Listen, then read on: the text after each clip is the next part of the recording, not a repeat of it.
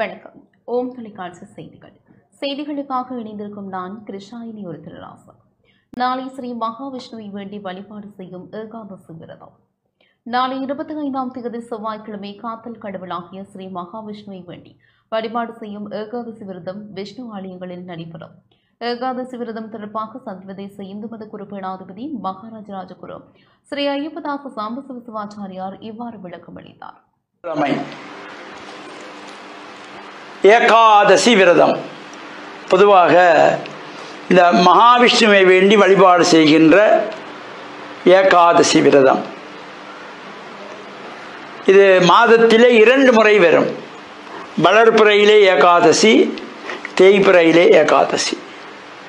அவர் இந்த ஏகாதசியிலே விரதம் இருந்து விஷ்ணு ஆலயங்களிலே நடைபெறுகின்ற பூஜைகள் வழிபாடுகளில் கலந்து கொள்வதோடு நமக்கு அருகிலே விஷ்ணு கோவில் இல்லை என்றால் ஏனைய ஆலயங்களிலே விஷ்ணுனுடைய சன்னிதானம் இருந்தால் அந்த மகாவிஷ்ணுவை வேண்டி வழிபாடுகள் செய்து பிரார்த்தனைகள் செய்கின்ற பொழுதிலும் இந்த விஷ்ணு ஆலயங்களிலே துளசி தீர்த்தம் கொடுக்கின்ற பொழுதிலும் அதை பருகி நாம் பிரார்த்தனைகள் செய்து வழிபாடு செய்கின்ற பொழுது எல்லா விதமான சிறப்புகளும் கிடைக்கக்கூடியது.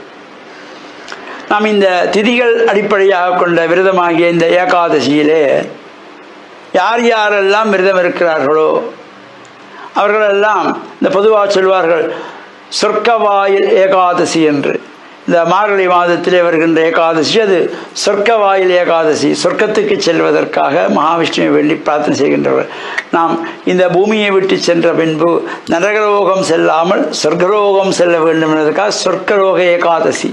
இந்த ஏகாதசியை வழிபாடு செய்கின்றவர்களுக்கு நல்ல அருளெல்லாம் கிடைத்து நாம் வாழ்வில் உயர்வுகள் பெற்று நாம் இந்த மண்ணிலிருந்து விண்ணுலகுக்கு செல்கின்ற பொழுது நல்ல ஒரு அனுகிரகம் நமக்கு கிடைக்கின்ற வகையிலும் இந்த ஏகாதசியிலே விரதானுஷ்டானத்தோடு வழிபாடு செய்து கொள்வார்கள்.